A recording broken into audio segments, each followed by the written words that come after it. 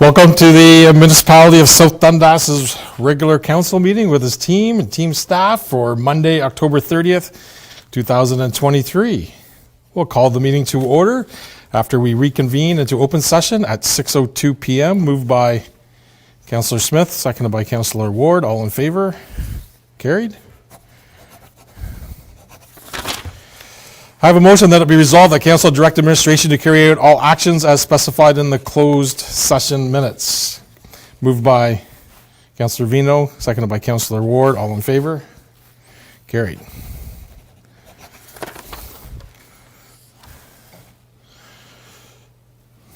Under agenda item 3, confirmation of agenda, let it be resolved that the council of the municipality of South Dundas approve the agenda as presented. Moved by Councillor Ward, seconded by Councillor Smith. All in favor? Carried. Item number 4, disclosure of pecuniary interest and general nature thereof. I'll disclose under 8D the contract with the Seaway Surge lease agreement. Any others? Seeing none, adoption of minutes. Have a motion that it will be resolved that the minutes of the following meetings, including closed sessions, be adopted as amended. The meeting of October 11th, 2023. Moved by Councillor Smith, seconded by Councillor Ward. All in favor? Carried.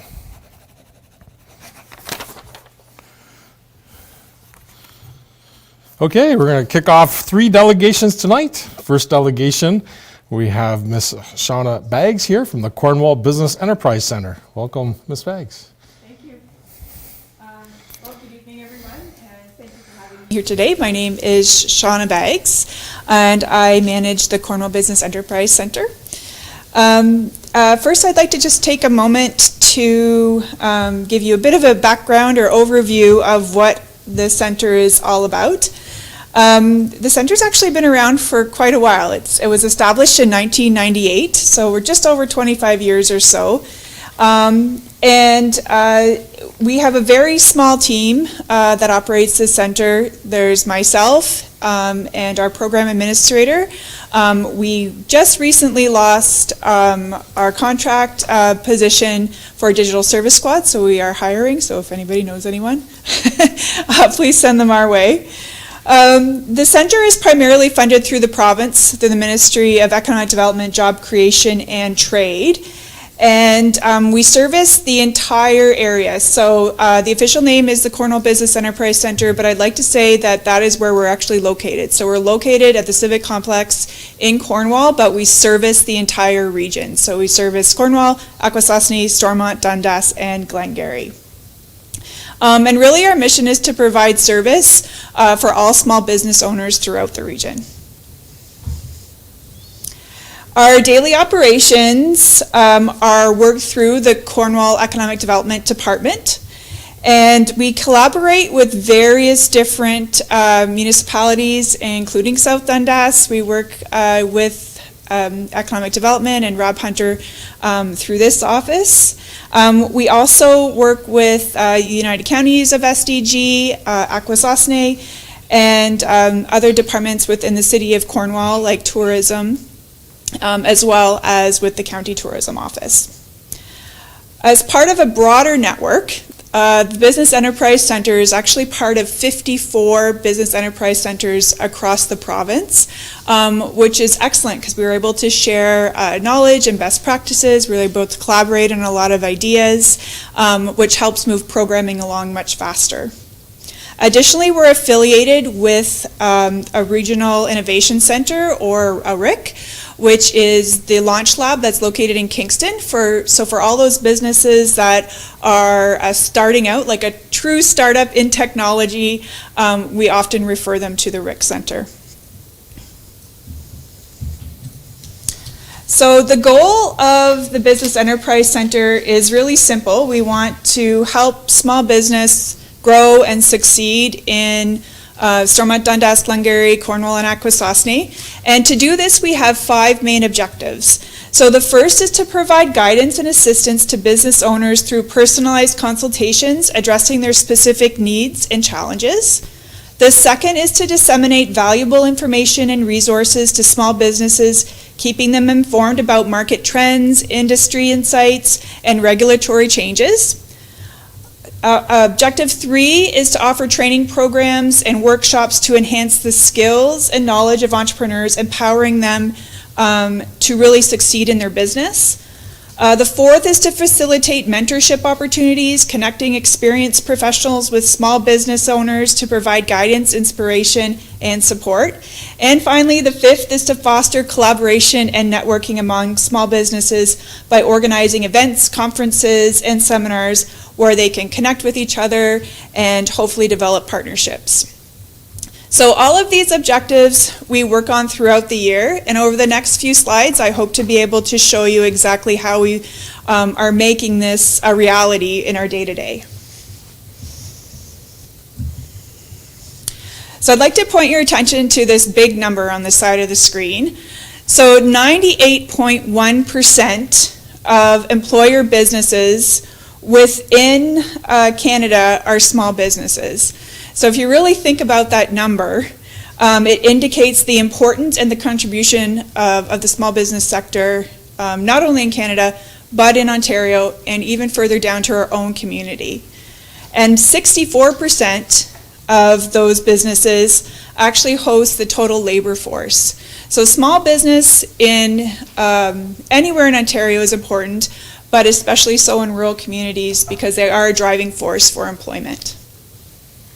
CBEC collaborates with the local economic development offices, as I mentioned earlier, to continue regional investment opportunities and promote entrepreneurship. We work closely with local stakeholders like Chamber of Commerce to enhance the attractiveness of the region for potential investors. We also showcase the benefits and advantages of investing in the region. So the region as a whole, so Stormont, Dundas, Glengarry, Cornwall, and Akwesasne, we try to promote all of the available resources, what infrastructure we have available, and a really supportive business environment, because that is one thing that definitely sets us apart from potentially any other community within Ontario, is that we all work really well together as a whole. So within each of the municipalities, there's a great team for economic development and communications and tourism, and that flows through everywhere. We actively engage in marketing and promotional activities to highlight the region's unique selling points and investment potential. So you may have seen different advertisements in local publications. And also we develop strategic partnerships and collaborations that really aim to extend our message and reach as many small business owners as possible, and also potential small business owners in the future like youth entrepreneurs.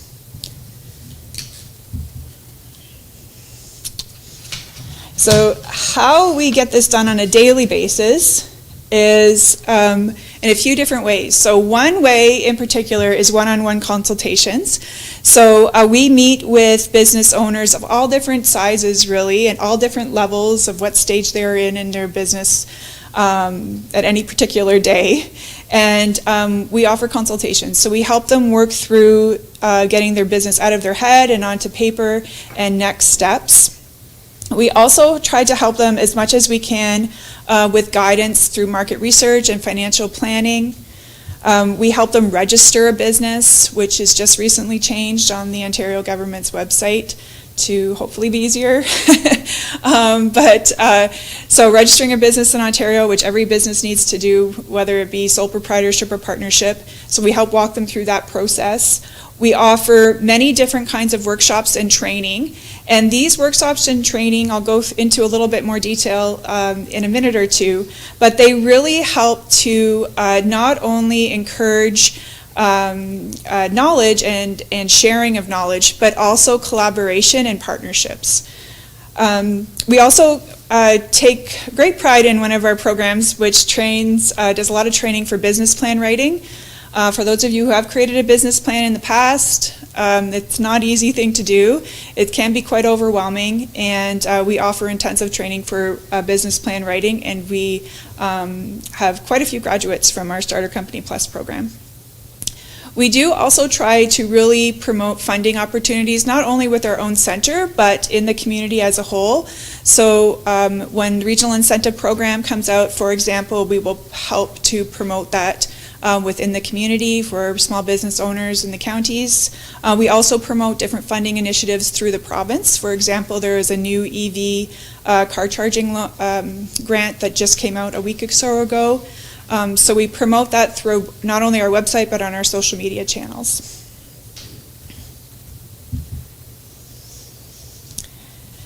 So this number on the screen is really, really proud of it, because it's really signifies how many connections we have made in the community over the last year or so. So we have touched base with over 1,200 small business owners just this year. So hopefully we'll get a few more touch points by the end of the year. But we've really connected with a lot of different people, like I said, at various stages of their business. And also creating those partnerships and those networks within the community, which is so important to developing a business.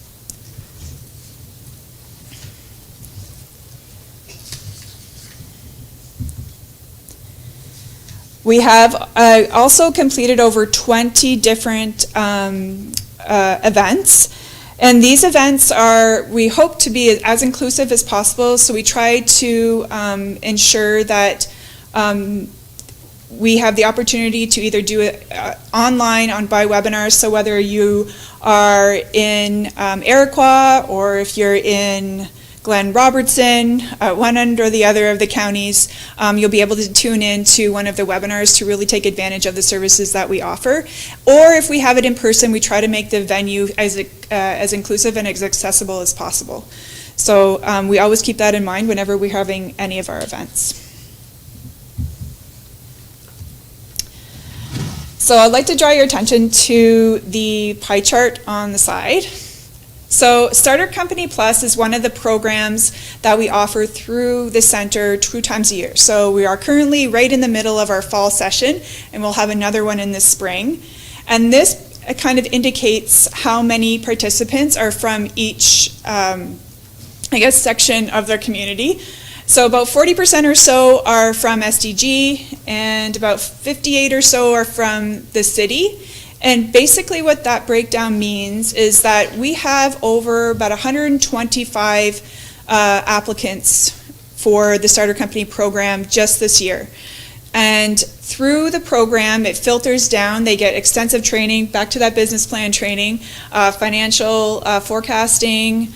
We connect them with various different experts in the community on various different topics to help them build their plan. And through that, they can then move on to potentially pitch their idea, kind of like Dragon's Den style, to a grant panel for the potential for a grant. So up to a $4,500 grant. So these numbers, the application numbers, are a little bit different than the actual grant recipients. But the money itself and the grant is always useful when you're starting a business, don't get me wrong. But the value of the training and the knowledge and the connections that you make within the program, so those 125 people, are very significant.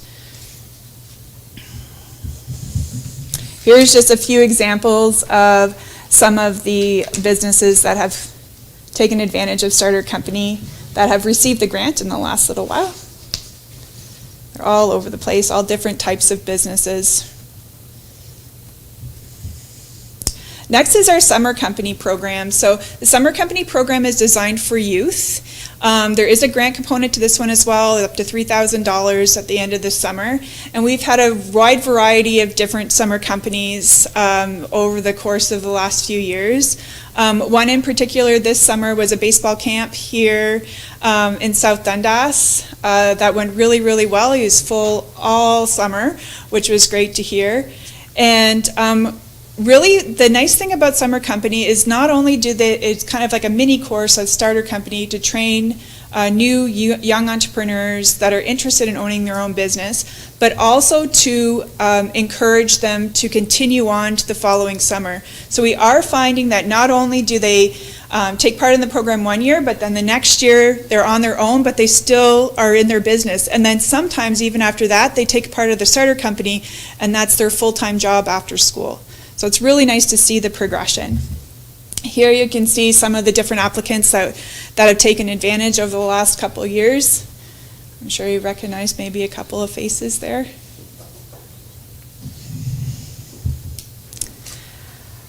This is a fairly new program that we have available. So in the province over the last 4 years, there's something called Digital Main Street. And Digital Main Street has another component called Digital Service Squad.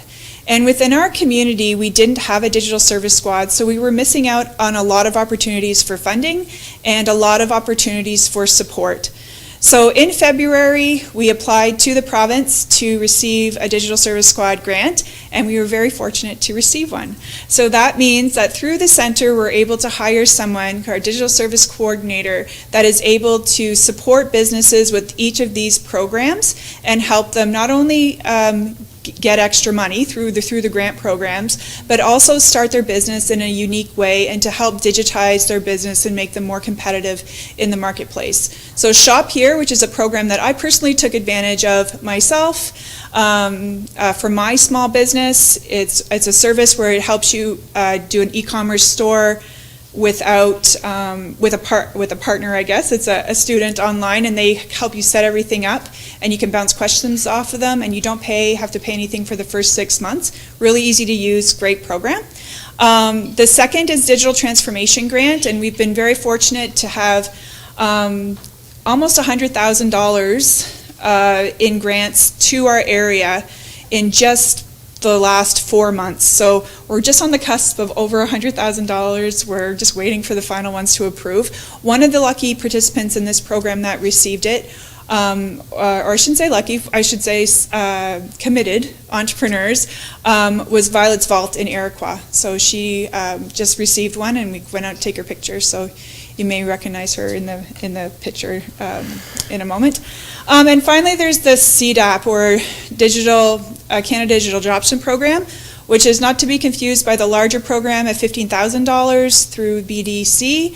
This one is specific to e-commerce business, and it's $2,400, and this application is actually open right now. So there's different ways that you can receive funding as a business owner. This program in particular helps to raise the profile digitally. These are just some numbers that I'd just like to kind of show how many touch points again and how much money. As the slide was made, we were at $77,000 for the digital transformation grant, but we're just at the cusp of over $100,000 right now. We were able to connect over 400 plus times with entrepreneurs, setting up various different forums. 15 websites were created. There's so many different good things about this program, and the nice thing is that now somebody in the community or a business owner in the community has someone to go to be able to ask questions. It's as simple as creating a Google business profile, which surprisingly not a lot of businesses either have, or they're not too sure where to start, and we can help them with that.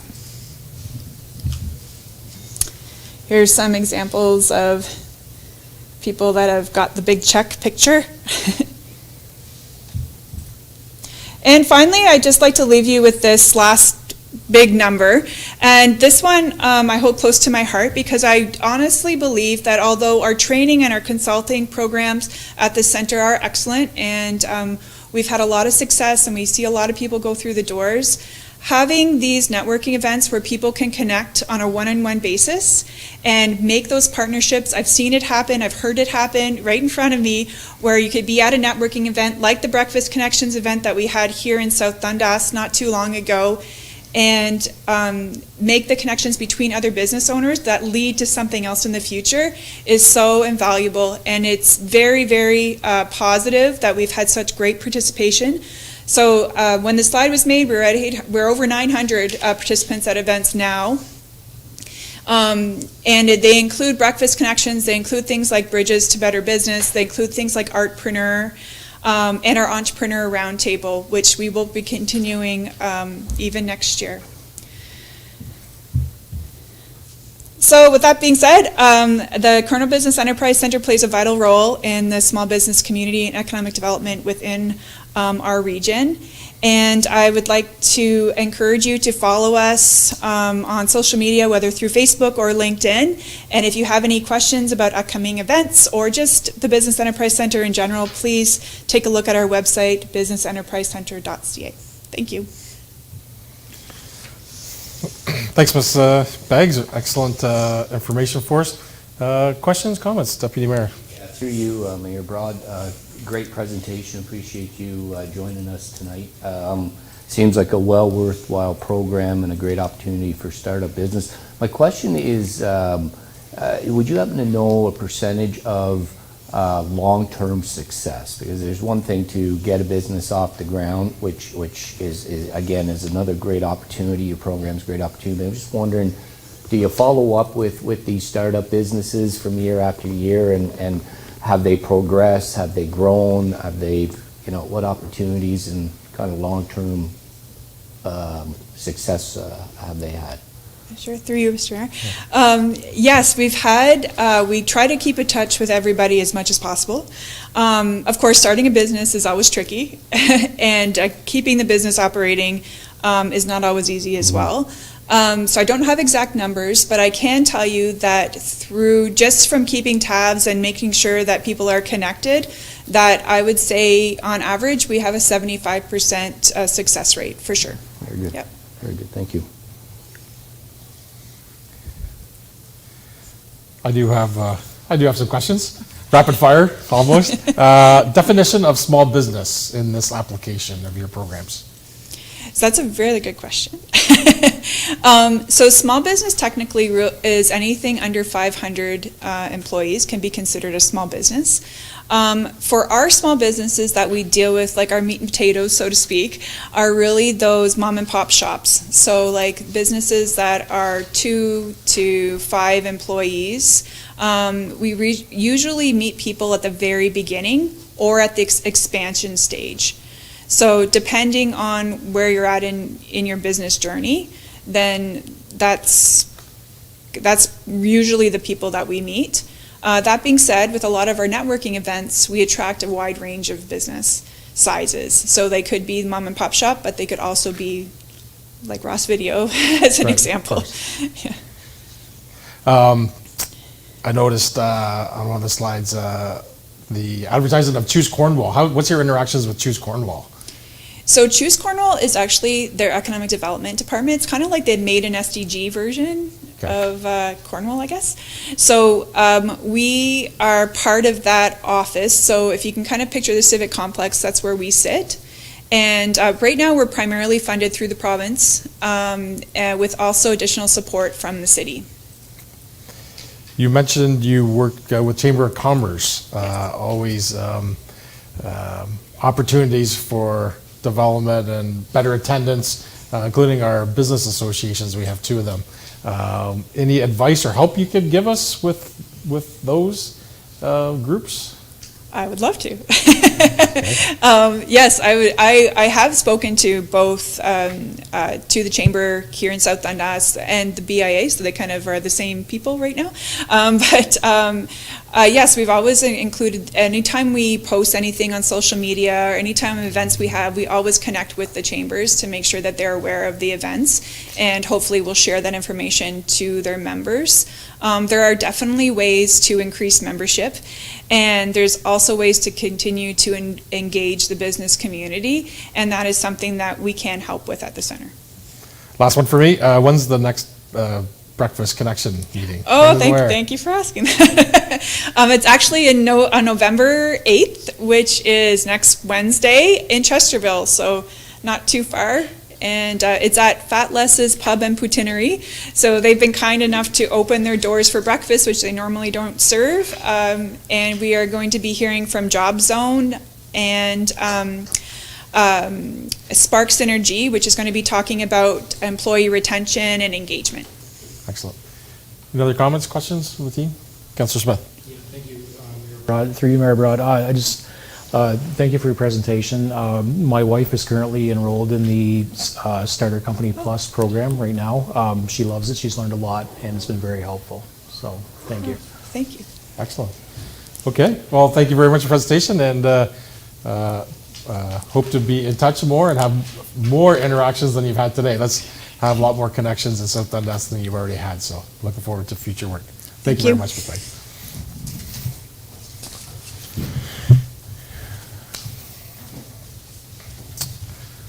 Okay, we'll switch gears into item number 6B, EDP Renewables Canada. We have Darren Carl is here with team. I think Darren is presenting. Yeah, I brought a few folks. You brought a few folks. That's excellent. So I got to meet you earlier this evening. So thank you for coming and welcome to the municipality.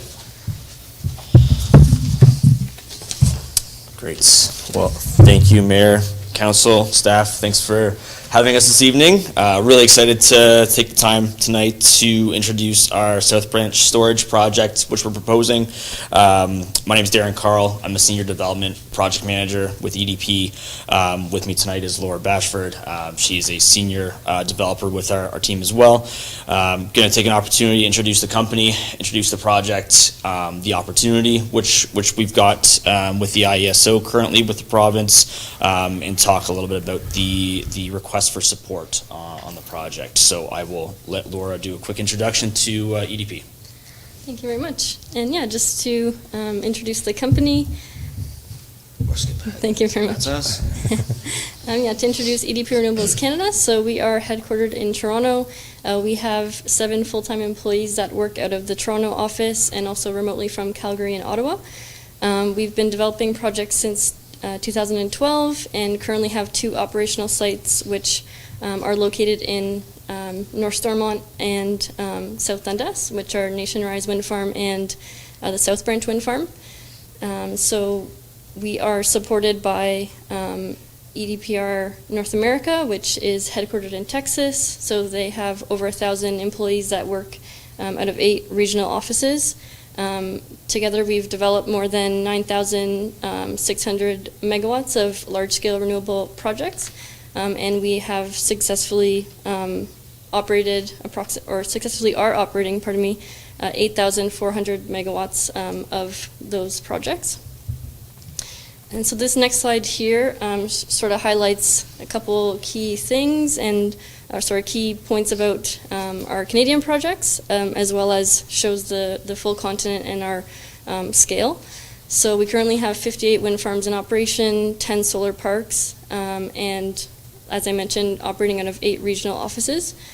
And in terms of Canadian projects, we have the 2 that I mentioned just now, which are South Branch Wind Farm, which is 30 megawatts, the Nation Rise Wind Farm, which is 100 megawatts, and we're currently constructing a 300 megawatt wind farm in Alberta. And so I'll pass it back to Darren to give an overview of the market. Perfect.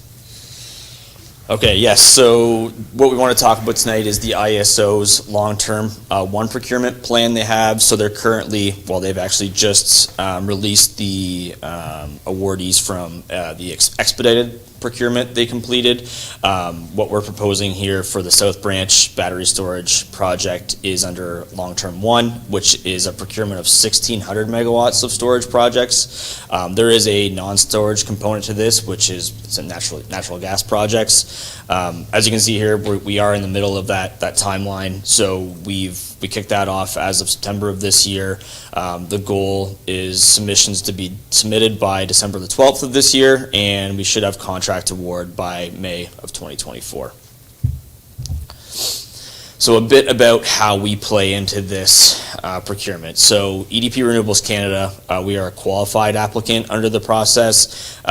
So typically you have to demonstrate experience with operating projects. There's some financial components to that as well. So we've completed that assessment previously. What we completed in June of this year which was the deliverability assessments, which run through the IESO, and that essentially assesses the project location and the potential connection points for any given project. So in those results, we received a deliverable result, which tells us that there is capacity for a project to connect to the lines that we're located next to, and so hence why we are here tonight. The Indigenous engagement and participation process is something that we've done. We've had relationships with our projects in Canada, and we'll likely do the same here for this project. Of course, when it comes to community engagement, we will have a community meeting later in November. 23rd is what we're targeting for that. And we do intend on seeking municipal support tonight, so that's the ultimate ask of the project tonight. I'll talk a little bit about battery storage projects and the project itself. I'll caveat that I'm not an engineer and certainly not an expert when it comes to the batteries themselves, but essentially the battery units are intended to store low-cost energy. So essentially when there's low demand or there's an increase in supply during a period of time, the batteries charge. And during times of high demand, it then can be put onto the grid to replace other non-generating units. So ultimately what we typically see now with battery units is a lithium-ion system. That's the typical. There are other technologies out there which we'll explore, but ultimately we expect a majority of the projects to be lithium-ion moving forward. In terms of what it can offer, so grid reliability for the IESO, really critical right now. An increase in grid resiliency, the grid itself ultimately having some flexibility in terms of being able to inject power as needed and not have to rely on other resources to do so. Now the project itself, so the project is proposed to be about 5 to 20 acres depending on the ultimate size of the facility, and so that would depend on the technology type, the supplier, the battery units themselves. That 5 to 20 acres does not include the interconnection, so Hydro One and EDP would work together to find a solution for the interconnection of the project to the transmission lines, and that would be in addition to the battery units themselves. The property that we're looking at is a 170-acre agricultural parcel at the west end of the municipality, out near Branch and Biker Road near Brinston. This is really close to the 30-megawatt South Branch wind farm that we currently have operational, but I think it's important to note that this is they are not the same project. They will be treated independently, so this is a separately interconnected project. As mentioned, we will use the Hydro One transmission network for the connection. It's a 230 kV kilovolt line. There's 3 circuits there, so there is some optionality into terms of what we connect or how we connect the project. Ultimately, if we are awarded a contract through this request for proposal, we would have to adhere to all the provincial permits, regulation requirements that any project would go through. So that would happen after contract award, and again, the project proceeding from there. This is a bit of an aerial shot of the property. Again, you can see the 2 transmission lines with the 3 circuits on the north end of the property. We do have a requirement for setback from those lines, and so the project itself would be sited south of those transmission lines and not on the north side of the property. I'll hand it back to Laura for a quick community benefit. Thank you. And yeah, so we just want to highlight that EDPR Canada has a strong track record of providing community benefits to the communities that host our projects. This is mainly through tax revenue and local economic growth. So the South Branch Battery Storage Project would pay increased tax revenue through the industrial tax rates. Additionally, we have seen throughout other projects in North America stable job creation. So of course during construction, people to build the site and to supply materials. And then during the operations, we typically have full-time employees that operate and maintain them. And then additionally, there's local business growth. So the growth that comes through community hall, rentals, restaurants, hotels, gas stations, etc. And then the strengthening of local infrastructure. And another point that we want to make is that if we were successful with the bid, we would likely be establishing a community benefit fund, similar to the one that we have for the South Branch Wind Farm. Perfect. And I'll close with our ultimate ask this evening, which is a request for municipal support. So as a part of the RFP, there is a rated criteria system. So in addition to the competitive price that we ultimately submit for a project, there is additional criteria points that you can obtain through your work on the project. In this case, the community support from the municipality would equal 4 points of a potential 10, for the project, and that ultimately gets added as a sort of value add from the ISO's perspective, in addition to the contract bid that we submit. That's all. Thank you. Thank you for your time. Well, thanks, Darren. Thanks, Laura. Great information. I know we had the package. Obviously, seen some other information as that comes out. Yeah. I'll start off with my council team questions, comments. Councillor Smith. Yeah, through you, Mayor Broad. Thanks for your presentation. I'm on South Nation Conservation, and so at our last meeting, this whole technology is kind of in its infancy, so we were talking about it a little bit, and a few of the things that came up down there was the risk of fire. So anytime we have anything, we're charging batteries, there's a risk of fire. And so the first thing that came to mind was that we've all seen the videos of these Teslas that are on fire take, thousands of liters of water to put out the electrical fire. We have a volunteer fire department. So first off, have we gotten to the point yet where that has been considered about having like an on-site storage, like a dry well for water storage? Do we have the capacity in our fire department to fight that fire? And where's all that water go after the fire is out? Is there going to be like sediment ponds or like runoff areas for this? Because is it going to be contaminated? Who knows? So that was the one thing that came up from South Nation. Another thing that me personally was just worried about was that, so it's similar to what went through with the whenever the windmills came. So if the windmills go away, whenever their useful life is over, if the project gets canceled, whatever, the landowner is left with the cement base left over. So I was just to deal with, to work around, or to be there, or they could take it out, whatever. I don't think this is going to be quite as much of an impact if this whole thing goes away, say in 25 or 30 years from now. It's just going to be a cement basis. Who looks after that? Or have we got to that point yet where we've talked about that? Sure. So, that's a lot of information. Yeah, no, it's good. It's good. There's a bit to unpack. So, I think as it relates to sort of the fire component of it, and it relates to the sort of potential to sort of impacts of a fire, for example, there is a lot of work being done right now by industry on what procedures are going to be in place for these projects. And so, for example, we are still in conversations with Hydro One around sort of what their expectations are. Like they are inputting setbacks, for example, on these facilities from existing transmission lines and facilities that they operate.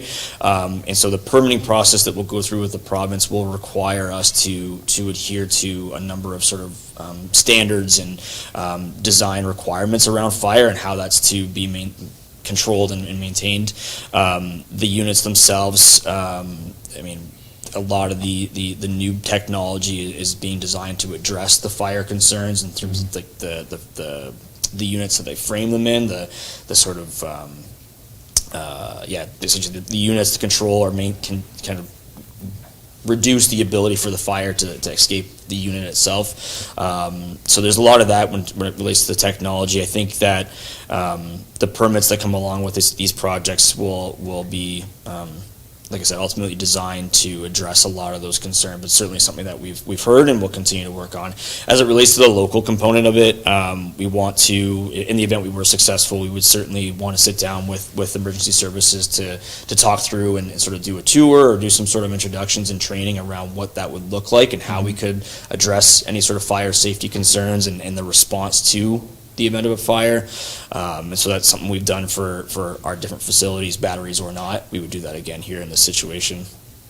The latter of your question, which remind me again. The base that's left over. The base, right, yes. So there will be some decommissioning requirements in the permits that we'll have to adhere to as well. And so a lot of that typically does require a removal to a certain depth of sort of land. Okay. So we see that typically through our provincial permits, but we do have reclamation commitments in our land agreements as well with our landowners that do require cleanup post construction post operations of the facilities.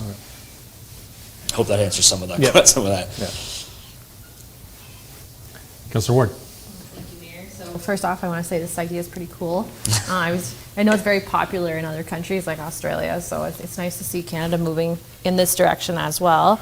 I do have just a few questions, so maybe I'll just ask one question and let you answer. Sure. So I guess the first one's really easy. Is there a substation that also has to be built with these battery plants, or no? So the project will have a substation. How the interconnection of the facility taps into or connects to the transmission line will be determined through Hydro One. So we don't know that exact configuration. So it could be a direct line tap into the transmission, so there's no actual essentially lines out of the substation into the lines, or there could be a transformer station, which is essentially an additional connection point into the transmission line. And to that question, so would that substation be on the property that you've highlighted? So, because you're next to the transmission lines, is that the Correct. idea? Correct. Okay, Yeah. okay. I know that's determined by Hydro One, but I Yeah. just wanted to know that. And then the next question, and I'm hoping maybe the planning department they might be able to answer this question. So if council supports this evening, which I know you're looking for, are we then committing to zoning? Because zoning is a public process, and I'm looking to planning. So I don't want to commit the municipality to something without going through that public process yet. Because I'm imagining that's prime agricultural land. Yeah. So I don't think industrial use would be permitted, but I'll let maybe Stephanie can answer some, and then maybe you can. We'll call on our Sorry. planner. Yeah, Stephanie Moore. Welcome, Stephanie. Thank you for fielding this question. Hi. I've talked with rural planning directors across Ontario as well, and it is really subject to the interpretation of the official plan wording and the zoning bylaw wording. So I have taken a look at both of them, and we have determined that both an official plan and a zoning bylaw amendment would not be required, even though it is in prime agricultural land. The wording in both of those are fairly permissive when it comes to utilities for public use and consumption at some point. Now, it is in the prime agricultural area, and you didn't necessarily show exactly where it is. So do you have a specific spot on the property that you're looking at? We generally, what we do know at this point is that the project will be approximately 100 meters south of the transmission lines that you see on that map, which I can try to flip back to. South of that point. So we're looking to keep it probably closer to the eastern side of the property, just before that sort of jut east to southeast there, somewhere along that side of the property line, but south of that transmission, so somewhere in that corridor. Okay, so just something to keep in mind is that area is identified as tile drain area. It's all done by tile drain. I'm not sure if you're familiar with that yet. Yeah. And it is class 2 soils. Now, in my discussions with the clerk, how we sort of decided that the timeline for a resolution of support would be we would do the delegations, because we do have another one as well tonight, and then we would do the open house, and then I would bring a report to council, which would then either recommend support or not. Okay. So. Excellent. Thank you. Answers my question. Others? Deputy Mayor? Through you, Mayor Broad, appreciate your presentation. I am glad to hear about our process, because I think, to be quite fair with you, there's some unanswered questions that I really do believe you guys need to get a handle on. Fire is a big deal for us. I mean, as the councillor said, we do have paid part-time fire departments, but I would feel more comfortable to know what kind of hazards we are going to be facing if we do have a hazard. I do like your thoughts, Councillor, about having some safe measures in place if the plan goes forward. If there's a fire, if there's a leakage, I guess, these things have potential to leak. Potentially, are these going to be confined to a concrete base where if something does happen, it is contained? I guess is a question I could ask. Yeah, and I think for me to say that what the exact design is going to look like right now would be premature for me. We're still in the very early design phases of this. I think that's something we would share and want to provide to you as we go through that process. I mean, showing you sort of what our plans would look like and try to address any of those concerns as we're in that sort of design process rather than come later on with it. But yes, I mean, typically there is units that are designed to sort of capture those events for these facilities. It's designed with that interpretation to be in place rather than sort of reactive after the fact. Okay, perfect. But yeah, no, I agree. I'm not prepared to really support, not saying I don't support, I'm just not right now prepared to support without some answers. And to be quite frank with you, the public is for me may drive this as well. I mean, I think we need public consultation. I want to get the public feedback. This is as much their project as it is a council's project as it is your project. So I think that process needs to unfold. So I'm glad to hear that we're going to kind of take a little bit of time, not a lot of time, but a little bit of time just to make sure we get all the facts right. And I hope you can appreciate that. For Of course. Sure. Yeah, thank you. Okay. Councilor Ward, yes. No, that's absolutely So go I ahead. understand you'll have to go through the EA process for this, correct? Correct. So as we go through the EA process, the municipality will also be a stakeholder in that process as well, correct? Yes, that's right. And then just one follow-up to that. In the EA process, will that also set out what type of battery storage facility you're able to move with? Like, will it identify your preferred and then alternatives as well? Is that why the design's kind of not set in stone yet, or? Yeah, I have to confirm that. I think the study would just have assumptions around what the technology is going to be. Ultimately, yeah, I can confirm that for you, but that's my expectation. I think that would be important for us to understand sure. too, because if that impacts your design choices, right, then we know it's gone through a level of government as well. That might just be helpful. So if you could provide some follow-up on that would For sure, be helpful. absolutely. Yep. Okay, not seeing the others, I'll just make the final statement. So growth is important to us, so that's excellent to see that's an opportunity, but lots more information to come.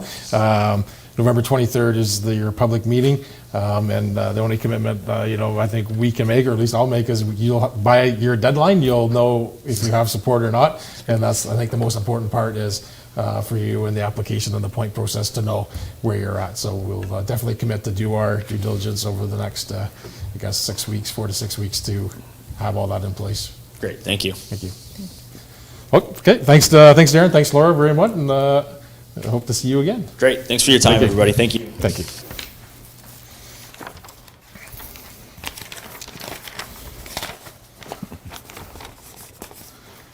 Okay, now moving on to 6C, Potentia presentation, Julia Velez and Will Patterson.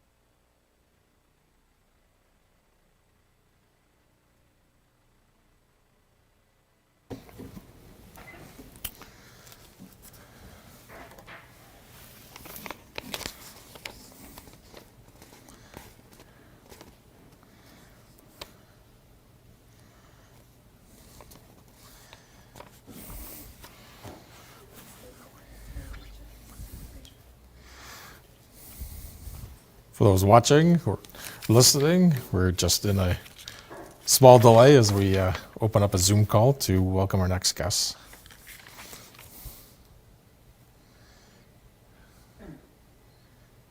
Oh, there we go.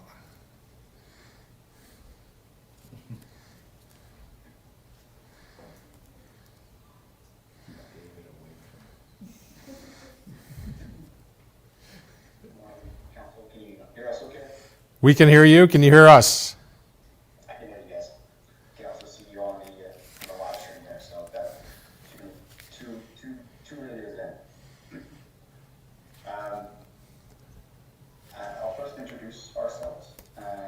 name is Will Patterson, and I'm representing Potential Renewables today. I'm a senior manager here at Potentia, and we're pleased to be presenting our energy storage project that we're very excited to talk about. It's called the Creekside Energy Storage Project. I'll let Julianne introduce herself as well. Hi everyone, thank you so much for having us. My name is Juliana. I work very closely with Will as a junior here at Potentia. Excited to present this project to you. Could you guys just hold for 1 second? I'm just going to ask our coordinator, are we supposed to see the slide, or is that going to advance? Once they share the screen, that'll change? Okay, very good. Go ahead, Will and Juliana, thank you. Would you like us to share the screen, or is that happening? Yes, could you share the screen? Yes. Okay. I'll just share the screen. Excellent. Thank you very much. Great. Just bring this back here. Okay, great. So we're excited to talk to you today about this project. Apologies that I'm not able to join in person today. I'm actually based it's pretty much based in Toronto. We'll give you a quick overview of our company. It'll be very similar to EDP. EDP's presentation, where we'll give you an overview of potential projects, give you some insight about the Creekside storage project that we are looking at here, and we're kind of open to have questions and talk through some next steps. So Potential Renewables is a similar to EDP, as we said, is a large investment firm that looks to invest in renewable energy projects, mainly through solar, wind, and energy storage technologies. We have an investment fund that we invest through, and that investment fund has about $1.6 or $1.7 billion in equity that we look to spend, and we've spent about $1 billion of that so far on a variety of projects across Canada.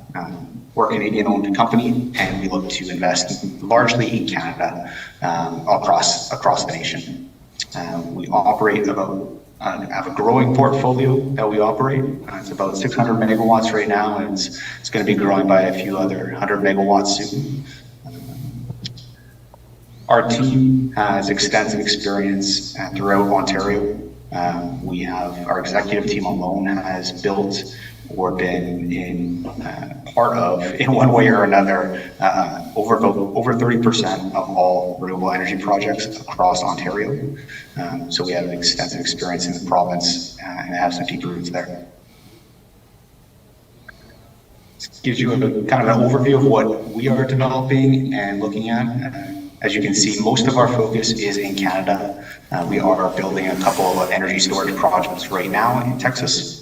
It's one of the hot markets across North America, but most of our focus to date has been on wind and solar, as that's where the markets have largely been, with Alberta and Ontario being our main focuses.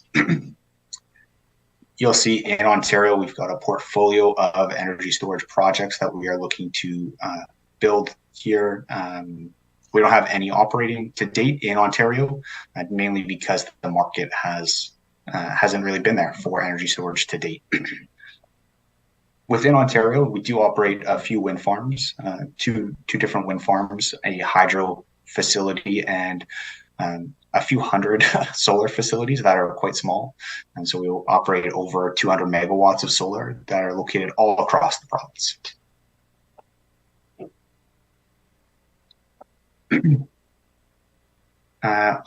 I won't spend too long on this slide, given what you just heard. It is the same opportunity that we were talking about for our project, the LT1 procurement that the ISO is running right now. As EDP mentioned, there's the opportunities about 1,600 megawatts of energy storage, and we think that South Dundas is really well positioned to participate in this market competitively. It's where large energy storage projects. There'll be several proposed and built across Ontario, and we're excited to participate in that procurement, which is due December 12th. And we expect to get a feedback here from the ISO and the start of May. May 10th is when we look to get some feedback. I feel like there's a lack of pictures sometimes with these projects, with energy storage projects. So this is one that just provides a bit of an overview of what these facilities can actually look like. Just to put that into context for council, they're typically formed of some sort of battery container. The containers can take different shapes, but typically they're in some sort of C-can container, like a shipping container, or they can be kind of smaller modular containers that put together effectively look like a C-can. And then those contain racks of batteries, just like you have in your cell phones or like your leaf blower or any cordless tool. There's effectively racks of these batteries that are all connected in these containers, and then those connect to the different electrical infrastructure that's on these sites. There's a little bit more details about the procurement. As I said, December is our bid submission, with the award in May of 2024. And then most of these projects are going to look to come online as fast as they can, because there's a capacity need in Ontario, which means that in the late 2020s, in order to make sure that Ontario's electrical demand or supply meets the electrical demand in peak times, that additional resources are needed.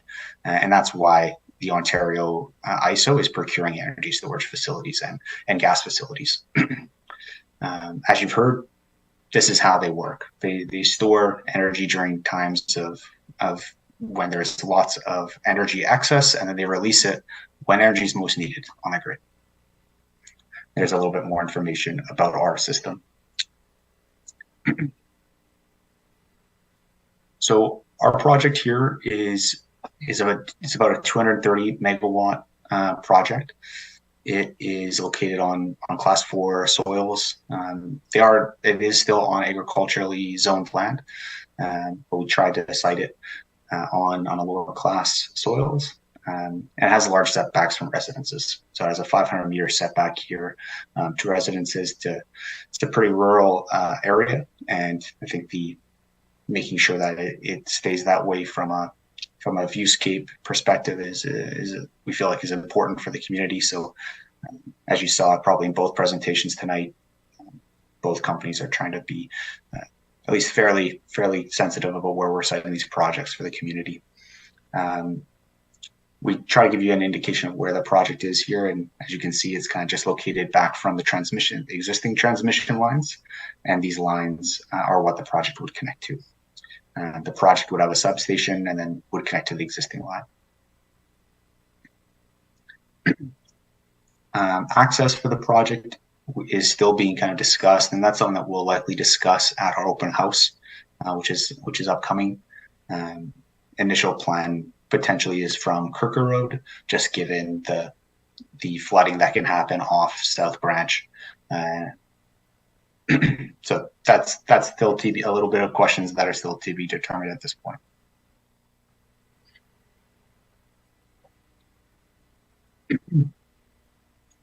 And then similarly, yeah, I mean, from a community benefit side, Potentia looks to develop projects, and we look to own and we look to operate them in the long term. So you're working with a company right off the start that will be here for the long term. So how we approach our agreements with our landowners, whether we're working through decommissioning clauses with the landowners or not, those are the conversations that we can kind of have confidence in, because we expect to be there at the end of life for these projects as well.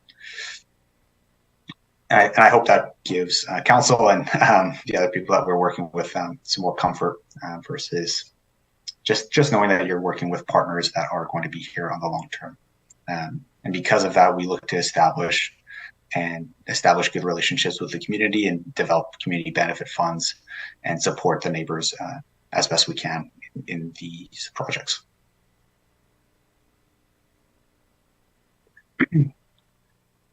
So some of the next steps, we really want to present have this opportunity to introduce the project to council. It's always nice for us to speak to council ahead of our community meetings so that you guys, that council feels informed. And if there is any questions, it's the right time to do that before we have our open house, which is set for November 8th. We've sent a mail out to adjacent residences and all the landowners within 2 kilometers of the project area. And then, following the open house, we'd follow kind of council and administration's process and look to come back to council with any changes to the project and give you an update on what we heard, and then seek municipal support.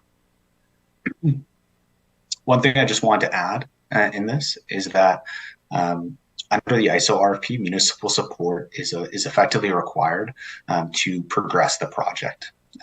It may not be required to bid the project, but if you don't receive municipal support within 18 months of being awarded, it's effectively a material default under the contract.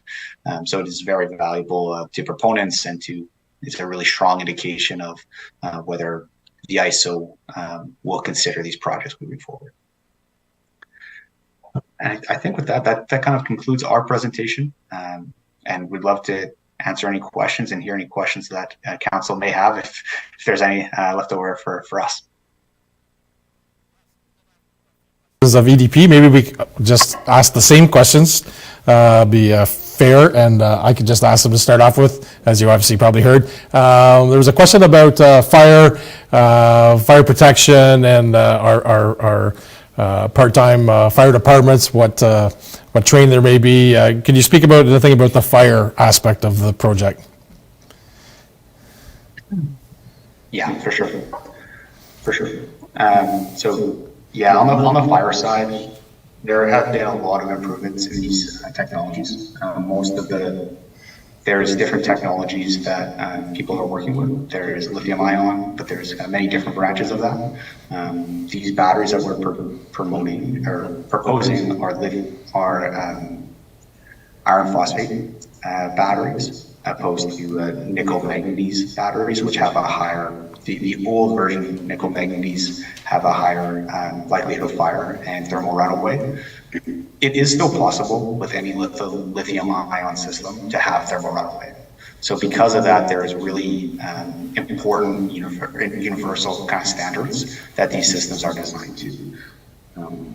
And that one of the key ones that any system, any large utility scale system that we will propose has, it'll be tested before we even go to build this site. So it'll be tested through effectively a fire test where we induce a fire on the system. It's called the UL 9548 test, and we get a test report that we'll be able to share with both the firefighters as well as our own design team, and that will identify what type of gases are released in the event of a fire and how that fire propagates. And really what we want to make sure that we design to is ensuring that if a fire does it, in the low chance that a fire actually does occur, that it doesn't propagate past the actual enclosure itself, which is what we're seeing in the initial test results that we've already received from the different vendors that we're working with. So from a fire perspective, we'll work extensively with the fire department to develop an emergency response plan before we start construction. And the fire crew's main roles, even a volunteer fire crew, is protecting life, right? Protecting the residents nearby, and these projects are, at least our project is 500 meters away from any resident, and we wouldn't expect a fire crew to go into our facility if there was a fire at the start. And we can talk more to the fire chief and offer training to kind of work through that with them. Follow-up question, Deputy? Yeah, through you, Mayor Broad. Just on the firefighting, so can you fight with just regular water, or is it a foam spray? Is there a special chemical spray that needs to be applied to a fire if such fire breaks out? Usually, for these types of systems, the fire is not usually the main issue with the system from if a thermal runaway happens. If fire does occur through thermal runaway, then the system will likely just burn itself through. It'll just burn itself through from the enclosure itself. So you'll likely not see, as I said, there are in many different modules and racks. You likely won't see a fire propagate through many different racks. And that's what the fire testing that we do before construction even starts, goes to demonstrate. You do it at a single cell level, and then you do it at a kind of a rack level, and then you can even do it where there's multiple racks of these energy storage of these batteries, effectively, and you can see how a fire might influence that. And what we've seen from the testing to date is, for example, a fire won't catch even the external wall on fire. I think there was like a temperature difference of about 6 degrees between in some of the initial testing that we've seen. Most of these lithium-ion batteries, as I said, are iron phosphate batteries, and the main thing that you're designing for from a failure perspective is actually making sure that gas can get out of the system. The older technologies are more about fire, but these systems are less prone to fire and are more prone to having an increase in pressure in the system, in the container. So you want to make sure that gas can get out of the container. And there's a separate energy storage system just and there's different national fire standards called, I think it's NFPA 68 and 69, that cover how gas system is released, for example. Thank you. Yeah, no, thank you. That's excellent information for us. So one of the other questions we had about the site itself is in 20, 25 years, if the batteries aren't needed any longer, what type of remediation at the site occurs under your contracts typically? So these projects, we have in our lease agreements with the landowner that we have, there are requirements for us to remove the system from the project at the end of life, and there's a certain depth that we have to remove the system to. We also have a financial security that we have in place with our landowners. We actually we commit with our landowners to do a third-party study to assess the value of decommissioning later in the life of the project, and then we look to provide them with security to help cover some of those costs. Okay, thank you. I do know we had a couple planning questions that were answered in-house. Other questions for this group? Deputy Mayor. Yeah, thank you. Through you, Mayor Broad. One of the questions, and maybe you answered it before, but what's kind of the life cycle of these batteries? The life cycle of the batteries? Yeah, correct. The life cycle. Yeah. Longevity. 50 years. Yeah, so batteries, like you've had in your phone, batteries degrade slowly over time. Lithium-ion batteries degrade slowly over time. So usually the life cycle for a certain battery is about 20 years. It depends on how often you cycle the battery, whether you cycle it every day or only on business days. It depends on how often you use it. But usually at the end of 20 years, you have about 60 to 70% left of your initial capacity of the battery. And so because of that, every 5 years or so, we will augment the capacity of the battery because our contract with the ISO requires us to maintain a certain level of capacity. And so if our capacity degrades, we'll look to add energy storage systems every several years to ensure that we keep that capacity. That's usually what we look like. So follow up, Mayor Broad. So just to follow up, so what happens with the batteries when they're done? Are they recyclable? Do you reconstruct them? Yeah, so energy storage system, lithium-ion batteries are generally recyclable. I think it's about 95% of a battery can be recycled. it is a developing market right now, the recycling market for energy storage systems. And that market will likely be driven by electric vehicles opposed to large-scale utility energy storage systems. It's a very similar battery that is used in these types of setups that is used in electric vehicles. And so right now you're seeing a push for recycling of batteries, and that's kind of being developed right now. There's even companies in Ontario like LI Cycle and other companies that are actively trying to have business models for recycling batteries. Okay, perfect. Thank you. Thank you. Thank you very much.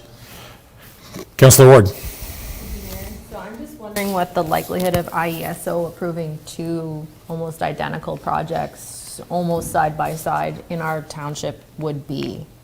Just out of curiosity, like what's the likelihood of that happening? Would they permit two substations and two different battery storage plants?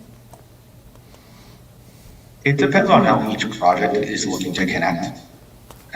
If each project is looking to connect to the same line, there's likely not capacity to have both projects.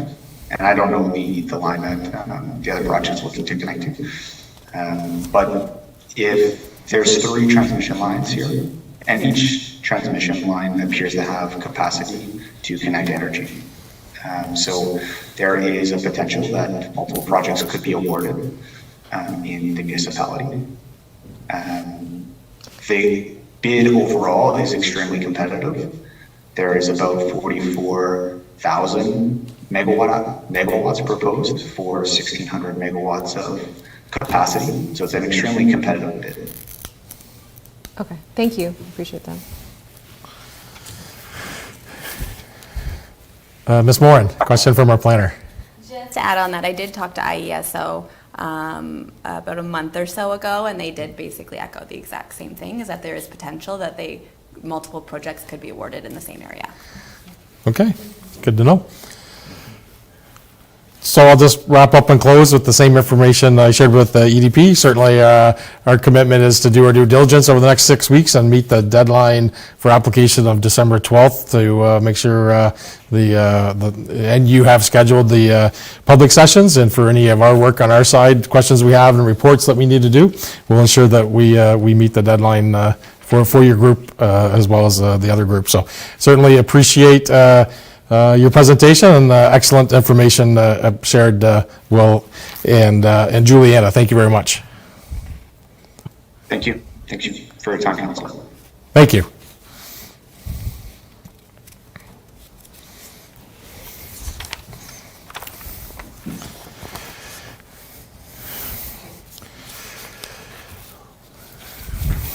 Okay, we're just returning back to normal presentation mode. We have under 7A, action request, the ES 2023-07, Matilda landfill reduced holiday hours. Clerk LeBrun. Yes, thank you, Mayor Broad, and through you.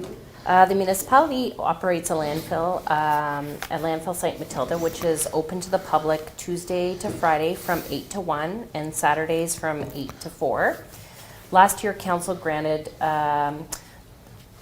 reduced hours for the operations between Christmas and New Year's. So it was closed December 24th to the 27th. It reopened on the 28th and 29th from 8 to 3. And then it closed again December 30th to January 2nd, and then opened again for regular operations on January 3rd. So in discussions with staff and upon further review and understanding of the trends based on the local traffic, staff are recommending again that the landfill hours be reduced throughout the holidays. HDC would still continue their regular pickup, and they would have access to the landfill as they have after-hour access, so that it won't impact our regular garbage pickup. So the schedule that's before you is that the landfill would be open from 8 to 1 on the 22nd.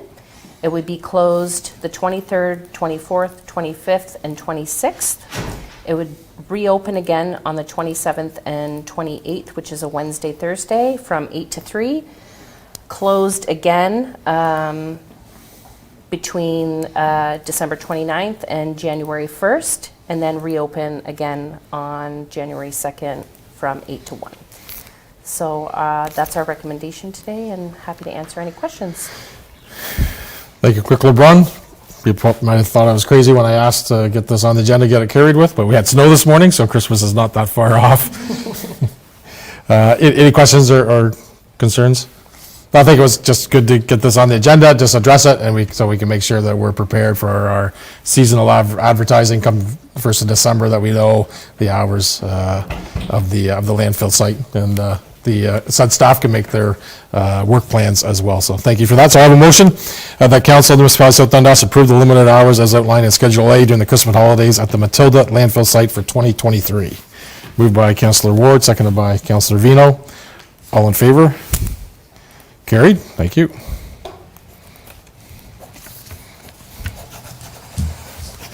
Okay, under 7B, PF 2023-18 Iroquois Campground Storage Tender, Director of Parks, Recreation and Facilities, David Jansen. Welcome, Mr. Jansen. Thank you, Mayor and Council. Good evening. So in front of you tonight is a report outlining the results from the tender. We discussed this one a little bit before it went out to tender in August about seeing if somebody would, I was hoping somebody would want to put in the slab here in October, but we unfortunately didn't get any bids like that. So I will note there is a little error. The Amazing Construction Limited bid, it should read 16 weeks, not 4 weeks. Probably a copy and paste error by myself, so my apologies there. So you'll see the tender did close in mid-October. We received 3 bids, one from Amazing Construction based out of Toronto and 2 from 2 local construction companies. The price difference you can see is substantial. Travel is expensive these days. Other than that, it would be put into the budget for next year as it's a 2024 project, but I would like to move forward with executing the contracts, as if anybody's done a construction project recently, the lead time on pre-engineered trusses still remains very long. So it would be included in the 2024 budget, yes. But I'll answer any question if you guys have Sure. Any. Yes, and it's coming from the reserve fund for which we've been saving for this project, so we did somewhat discuss it in last year's budget. Just comment or question, Director Jansen, excellent price by this contractor. Any concerns with that at this time? History, have we worked with this contractor before? Yeah, so they recently did the renovations at the Mooresburg waterfront and beach, which went on time. It was a great project. Additionally, I will recognize that they did donate an upgrade during that stop. If anybody's used those bathrooms, there's the plastic dividers in there. It might have been a little bit of a supply chain help to the contractor, but it was also an additional cost to them. They also did the Mooresburg viewing platform that I know has been getting used quite a bit. Both projects went off without a hitch. Obviously, staff are out there supervising and working with them, but I've had no issues working with them. They've done some small jobs for us around the municipality and the facilities side as well. Some small roof repairs and little things like that as they come up. So, good. Deputy Mayor. Through you, Mayor Broad. Just a quick question. I mean, this is a $100,000 significant project. Do we request bonding?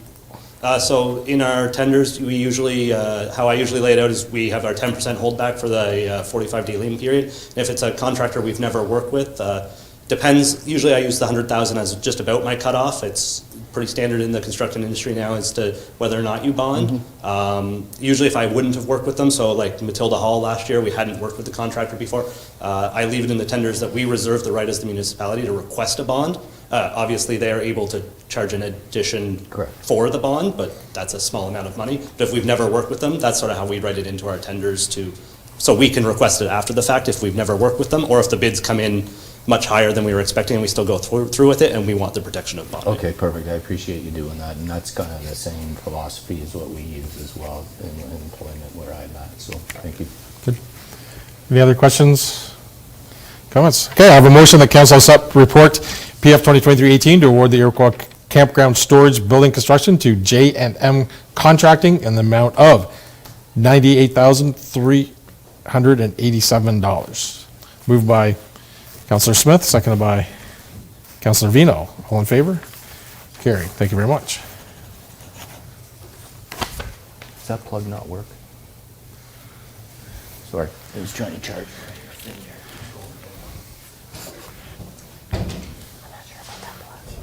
Try to plug on the other. Yeah, that's not. Okay. Go, continue. Okay, no. Okay. Under bylaws, 8A, 2023-82, McMillan Municipal Drain, third reading. Superintendent of Drainage, Chris St. Thomas. I guess Clerk LeBrun, for sure. Thank you, Mayor Broad. Before you, tonight is the third reading to accept the engineer's report for the McMillan Municipal Drain. The engineer report was presented, if you remember, back in February. The purpose of the report, of course, was to update the assessment schedule associated with the McMillan Municipal Drain. Council provided provisional consent to the report in August. After that, there was a court of revision. There was one appeal received and considered. However, the court of revision moved to accept the report as presented. Therefore, this is the third reading of the bylaw brought to you for consideration, and hopefully we can move forward. This one. Questions, comments? I have a motion that bylaw 2023-82 being a bylaw to adopt, this is the third reading, the section 76 engineer's report from the McMillan Municipal Drain to be read and passed in open council, signed and sealed, moved by Councillor Smith, seconded by Councillor Ward. All in favor? Carried. Thank you very much. Okay, under bylaws 8B 2023-83 Iroquois Campground Storage Building. I have a motion that bylaw 2023 being a bylaw to execute an agreement with J&M Contracting Corp. For the Iroquois Campground Storage Building for construction services be read and passed in open council, signed and sealed. Any further comments? We just reviewed that with Director Jansen. I think we're good. Moved by Councillor Smith, seconded by Deputy Mayor St. Pierre. All in favor? Carried. Thank you very much. 8C 2384 One-Stop Skate Shop Arena Lease. Director Jansen, welcome back. Thank you, Mayor. So in front of you tonight is just a arena lease agreement. So for the last just under a year, since November 2022, when Todd Castleman from SD&G T-Shirts reached out, he released the space from us. Him and the owner of One Stop Skate Shop sort of had a little bit of discussion, and somewhere in the middle I became the third party in here, and we considered doing a sublet, but we decided it would be best for all the parties to end one lease and start a new lease. So that's putting this in front of you.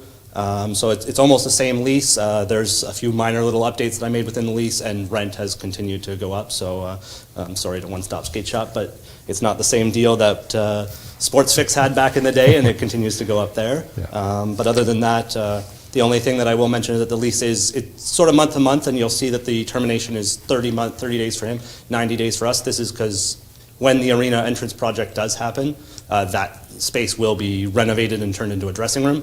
I feel like 90 days is enough time that if we have that construction project coming, that we're going to be able to give adequate notice to Matt and work together with him. Okay. So if you guys have any questions, I'm happy to answer them, but other than that, it's a new tenant in the arena. Questions, comments? Nice to see the area used for sports, and I know folks that use the arena will appreciate it. I have a motion that bylaw 2023-84 being a bylaw to execute a lease agreement with One Stop Skate Shop for rental space within the Morrisburg Arena on a monthly basis be read and passed in open council, signed and sealed. Moved by Councillor Smith, seconded by Councillor Vino. All in favor? Carried. 8D, I'll pass over to Deputy Mayor St. Pierre. Oh, jeez, that's daydreaming there. Sorry about that.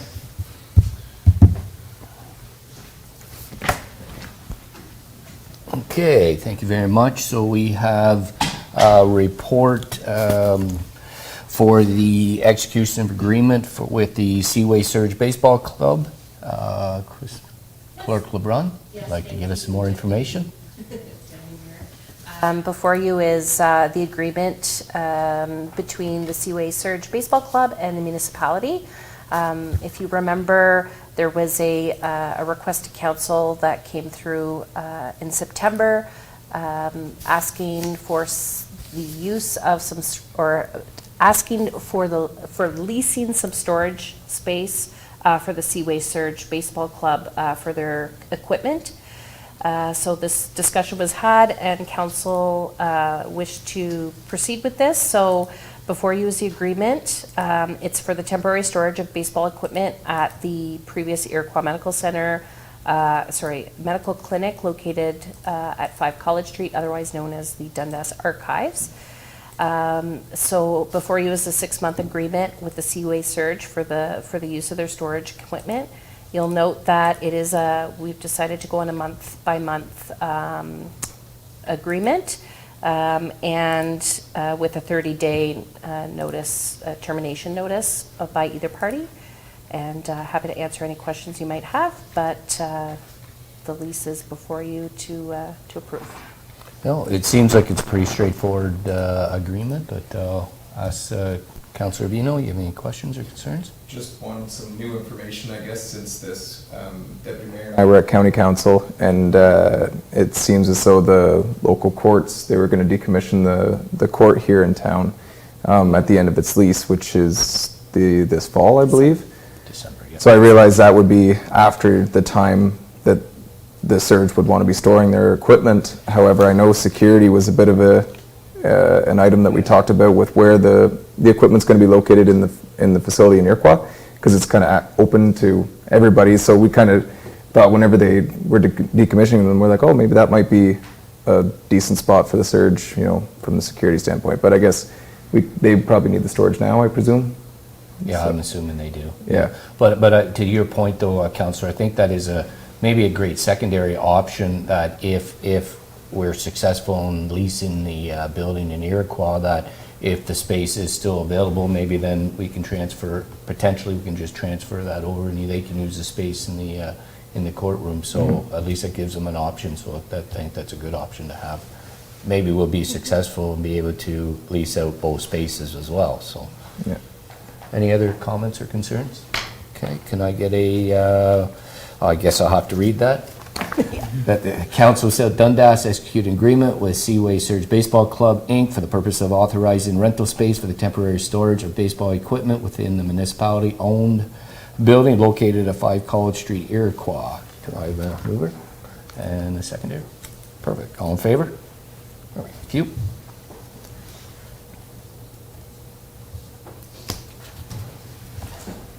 Just grab. Mayor Broad. Thank you.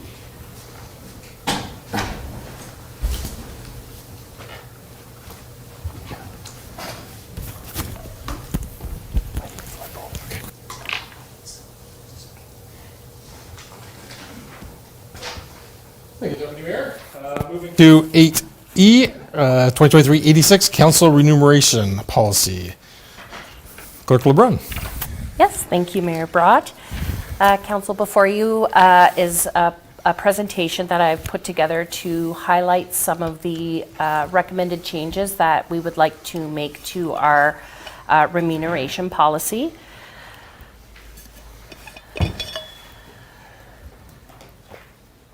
So the province of Ontario, through the municipal acts, delegate the municipality of South Dundas to authorize and set its remuneration. So we're responsible for the compensation for the mayor and members of council, and for the reimbursement of authorized expenses to the members of council incurred directly associated with their duty as an elected official for the municipality. So to achieve the above, South Dundas has a compensation plan that reflects the following. We recognize that the work of the mayor and council is demanding and important, and as such, they should be appropriately compensated. We recognize that the complexities, responsibilities, and time commitments associated with the role of mayor and council, and that we believe this policy is a fair and reasonable compensation that will attract a diverse representation, pool of candidates from South Dundas, residents wishing to seek election to council, but is also seen as fair from taxpayers. So in the policy before you, the changes are minor in nature. I think what we managed to do with this policy is make it a little bit more clear, so that there's less questions about where things fall when council is submitting their remuneration expenses. So council members are paid annually in monthly installments to compensate their role as council. So this monthly honorarium that council receives includes attendance to regular council meetings. So our policy reads, will read 2 per month, 2 council meetings per month. Day-to-day business, including meetings with constituents and meetings with municipal staff or communications. Voluntary attendance at business or public events, and voluntary attendance to committees to which they have not been appointed by bylaw. So I've highlighted here, that's in the policy, effective January 1st, what the compensation will be for our councillors. And we've written in the policy that this would be adjusted by CPI as per our policy that we passed a few months ago, if you remember, where there's a 1 to 3% CPI adjustment. So council, members of council would fall under that same policy.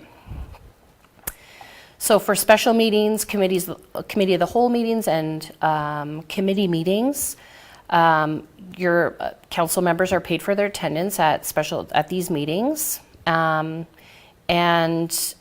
eligible expenses included are the committee meetings where you're appointed by bylaw. Meetings are paid based on the number of hours attended. So you can see we broke it down, the per diem allowance below. You can see it's $75 per meeting, or for a 4-hour meeting or less, and $150 for a full day. Oops, oh my, let me just back up here. Any extracurricular meetings that arise that are regular or special, that advance the business of the municipality would fall under this section of the policy. And where appointed members cannot attend a scheduled meeting, another member can attend in their place, and they would be able to receive that per diem amount. And eligible special meetings include those where all members have asked to attend. So an example of that might be an emergency management meeting or a strategic plan training session, things of that nature. So moving into conferences, one of the important roles that council has is to attend conferences, conventions, and seminars related to municipal business. So full registration costs are paid by the municipality. And as a general guideline, members should be, or shall be, shall be limited in the policy to 2 conferences unless deemed otherwise by council. So that's something we can discuss during budget. And when a council member attends a conference, they'll be paid a per diem amount rate up to a maximum of 3 days. So you can see below here, the conference per diem rate is $208.11 per day. And the reason behind that is you're often going to workshops, you're going to seminars, you're learning all day. There's a little bit more involved in the conferences and conventions. And I just listed the annual conferences that we typically attend. So Roma, Good Roads, AMO, and OEMC. So these are all going to be upcoming in 2024. So it's something to think about which ones you wish to attend. So to go again into a little bit more detail about travel, accommodation, meals. The municipality will pay for a flat rate overnight stay for a maximum of 3 nights. Meals can be expensed. There's a bit of a guideline there: $20 for breakfast, $35 for lunch, $50 for supper. Any meals related must be related to a conference or workshop or whatever event that you attend. A receipt should be provided. Otherwise, the allowance maximum for that meal will be reimbursed. Should any of the meals be provided by the conference or the workshop that you attend, then it cannot be claimed. And when you don't need to stay overnight, you'll still be reimbursed for the travel to a day meeting. So if it's train or mileage. And no alcohol included in your meal expense, and spouses and family members are not considered are considered a personal expense and will not be reimbursed by the municipality. And we do have a section in this policy that allows an advance on your per diem cost. This should be requested in advance. However, you would have to still submit receipts for your meals and for expenses incurred while away at a conference. So I guess the highlighted is an advance can be given, but receipts will still be required. Mileage will be reimbursed on a kilometer basis. And based on, you're all aware, you submit them on a monthly basis, but you would submit your mileage expense through those forms. And it can be claimed for municipal business being held outside of the boundaries of the municipality. And it does not include, or I should say it excludes travel to and from the municipal office. So an example of that would be county council. If you're traveling from this municipality outside to a different one, another neighboring municipality, then you can claim mileage. But if it's within the municipality, if you're traveling from Iroquois to Morrisburg, that's not something that can be claimed. And the mileage rate is determined by the CRA, and it's reviewed on a quarterly basis, and we update those forms as we get the updates from our finance department. And that's outlined in policy 3-19, which is our mileage policy. So this is just kind of an overview of, as the clerk, my role in this is to ensure there's enough funds in the annual budget to allocate for council expenses.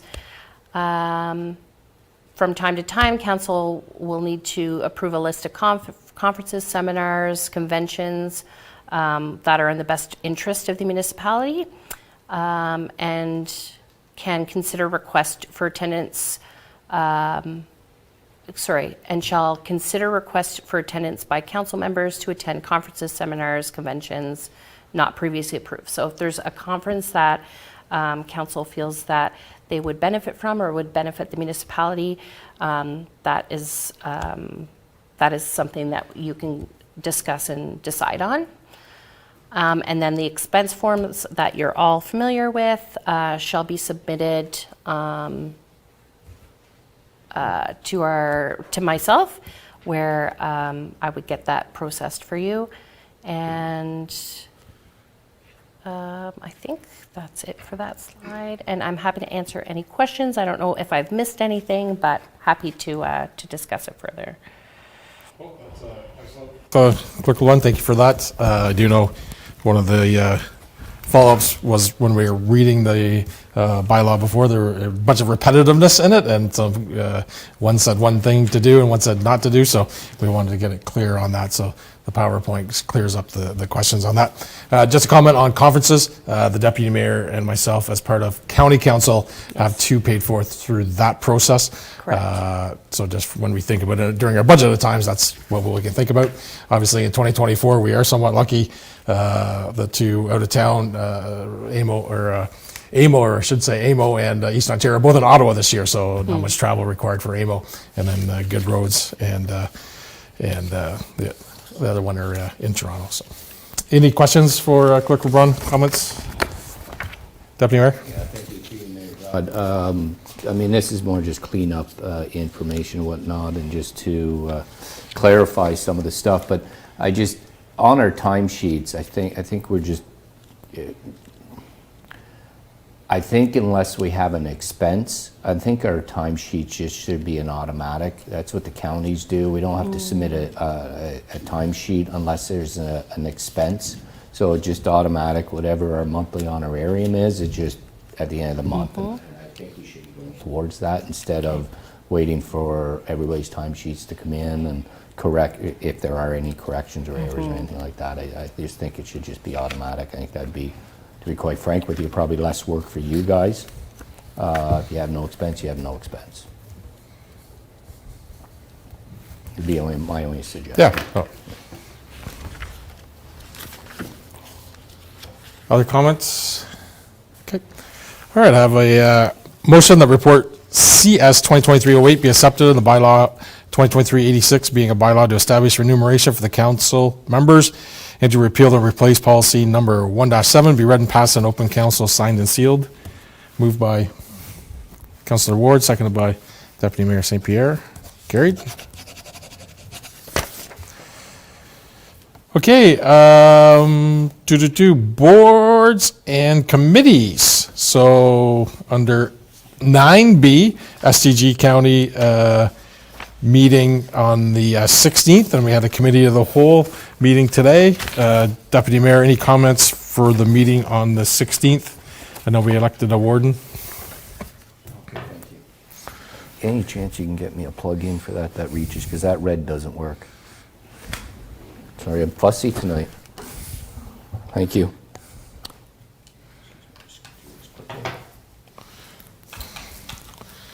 I didn't even talk a lot. Change of batteries.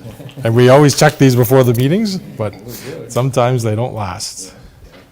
If we only had a big battery storage unit, we could.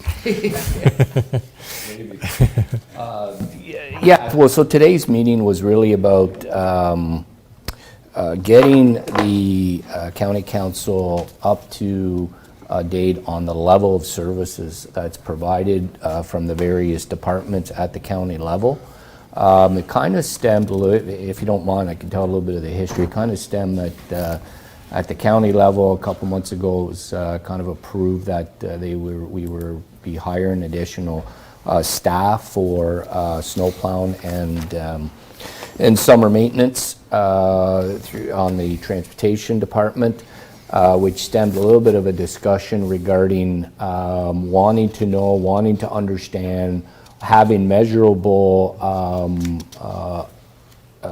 documentation on support of hiring additional staff. So, you know, I kind of brought it up that it'd be nice to have a session on the level of service. So that's really what today's plan was just to go over that. So at least again, if at any time, and I would also encourage that it should be at our municipal level as well. If we want to purchase any equipment, if we want to hire any additional staff, that, you know, we have a baseline of which, you know, why are we hiring the staff? What's the reason? If it's because of level of service, lack of level of service, why did we not meet the goals that was kind of outlined at the beginning during our budget year? And then that way we've got some more, we're database, and we've got some concrete facts on why we would do such hiring. So it was kind of, it was a long session, but I think at the end of the day it was a good session. I apologize, my computer's dead, so I'm just kind of going by memory on a couple of the other items. So if you want to weigh in on.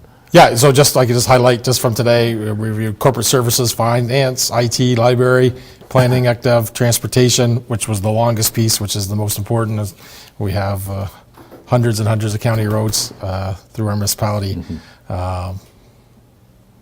And we also discussed the term of office of the warden. That'll just stay at 1-year terms. Yeah, with the option of a second year if the warden would like to extend. Just if you could, because I was absent at the October 16th meeting, yes. Where we elected Jamie McDonald as the next warden. I don't know if there's anything else from that agenda. Yeah, there was a couple hit list stuff. Thank you, Mayor Broad. One of the things that we talked about is, as we know, we had a satellite court building in Morrisburg. Due to COVID and the changing ways of having the ability to have Zoom presentation during the court sessions, the Morrisburg branch was not being used at all. So during some of our discussions, it was felt that, again, just because of the way things are done in today's world, that it wasn't a necessity to have that satellite office in Morrisburg. And if we were to do that, then there were going to be some cost to upgrade, because we don't have Zoom capabilities in our branch, so we would have to do a bunch of upgrading. So it was just felt that it was redundant, and that it was not necessary to have these satellite offices, just because of, again, the ability to have Zoom and be able to present that way. So I believe that lease agreement is up at the end of the year. I believe it was December 31st. A couple other things. In Iroquois, they talked about County Road number 2, and they're going to be changing the speed as you approach into Iroquois. Right now it's 80, and then it goes right to a 50 zone. They're going to have what they call transition speeds. It's going to go from 80 to 70 and then to the 50. And there was 2. There was in, I think in South Mountain, thank you, South Mountain, and in Iroquois. I did talk offline with Director Ben DeHaan, because I know Haynesville, I go through that little town on a daily basis, and the 80-kilometer zone transition from an 80, I think, to a 60 is right in the little town. So I've asked Ben to look into extending that outwards a little bit to the north and to the south, just before the residents. And I think there's the business on the north leg there as you're leaving or coming in, depending on which way you're going. But so there has been some offline discussions about that as well.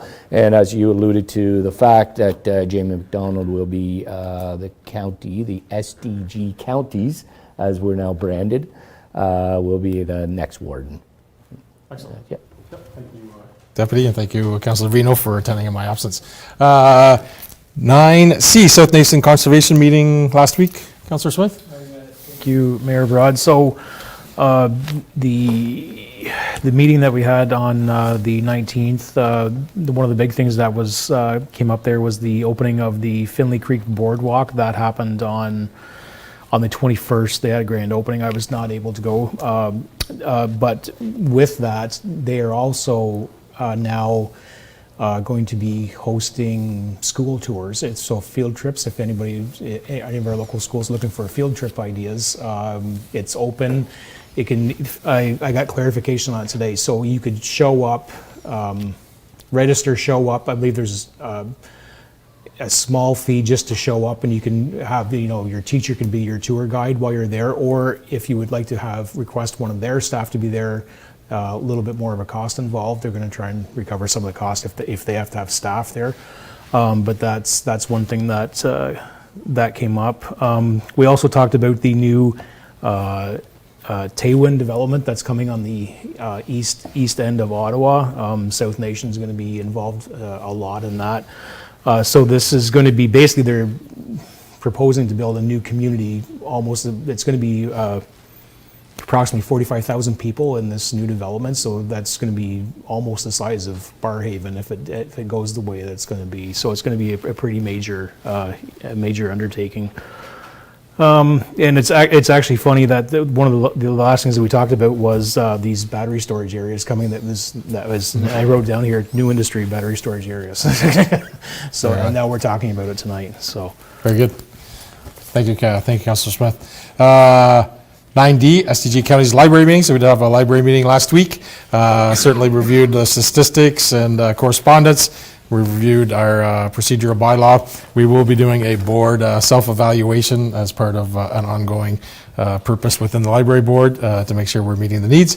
And we had preliminary discussions on the budget for the library board that we'll share at the SDG meeting, budget meetings in December. And lastly, 9E, Iroquois Waterfront. Yeah, can I have my agenda back, by the way? Thank you. Sorry, No, Deputy don't Mayor. be. I'm the one who left it there. Yeah, we had a waterfront meeting. I believe it was might have been the 17th-ish. It was on a 18th. 18th. Just for Iroquois, we just went over some of the projects that we were talking about over 2023. Going to get prepared to do budget, trying to calculate and figure out what we want to do for 2024 and to come up with a budget. One of the things we did talk about was the lighting installations have been underway, and according to John Ross, Chair, it's going very well. They did have to make a little bit of an adjustment. They had for the digging of the holes, it was via hydrovac, and they quickly found out that there's some pretty large boulders that they were trying to hydrovac through, which is quite impossible. So they've had to change and go to open dig. So that's been underway. But as far as I understand, they're very happy. It's going well, and just proceeding as planned. So again, other than that, it's just going to be budget review and discussions at the next meeting. Okay, thank you, Deputy Mayor. Any other meetings in the last 2 weeks since the 11th? Okay, seeing none.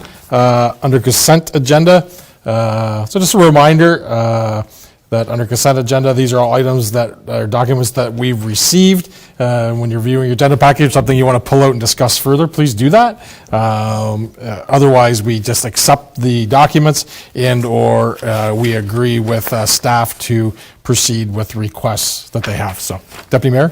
Yeah, thank you. So on the item, and I apologize for which one it is, it's regarding the Iroquois function. It's 10H. Yeah, 10H. I'm assuming we're just going to support their request. That would be correct. Would be correct? Yes. Yeah, perfect. Okay, under, and maybe you can highlight, I'll highlight it at the end. Under consent agenda A, the fleet repairs, we accepted the information. Dundas County Archives meeting minutes, Waterfront Committee meeting minutes. D, the Waterloo MPP support for Bill 21. Received the letter from Community Living, the newsletter. We had a letter, Municipality of South Dundas Task Force recommendation. G, Township of West Lincoln, smaller development changes. H, the letter from Iroquois Business Group for their night market. I, emergency management Ontario respiratory illness information. J, memo from the Winchester District Memorial Hospital annual report. K, resolution from the town of Port Perry the Highway Traffic Act. L, resolution Township of Archipelago gender-based violence. Resolution from the Township of Archipelago cigarette producing responsibilities. Resolution from City of Burlington provincial legislation short-term rentals. Under O, resolution Township of East Hawkesbury supporting Bill 21. P, resolution Municipality of Grey West child care. Q, resolution Township of Clearview establishing a guaranteed livable income. R, resolution for the Township of Clearview illegal car rally provincial task force. S, City of Hamilton basic income for the city. T, resolution from the town of Aurora strong mayor powers. U, resolution from town of Aurora gender-based violence. And V, resolution of County of Brent guaranteed livable income. So those are consent agenda, and I think Deputy Mayor's point was we just want to make sure that we're definitely supporting under H our local requests for those activities. So thank you for that. Any items to discuss under 11? Discussion items? We didn't add any during agenda time. So I have a motion that all items listed under general consent section of the agenda be adopted as presented. Yeah, sorry, I want to go back. So I'm going back to 10. I didn't do the accepting the general consent. So under 10, I'm accepting, I need a motion to accept the under general consent agenda. Councillor Vino, Councillor Ward, all in favor. Thank you. Now we'll move to item 12, notices of motion. Any notices of motion tonight? Councillor Ward. I think I have two, Mayor, so Good. I apologize if No. one is not necessarily a notice of motion, but I'm looking for staff to bring an update back on where the Parks and Recreation Committee sits. We haven't established that, and we're going into our second year, so it would be nice to get that underway.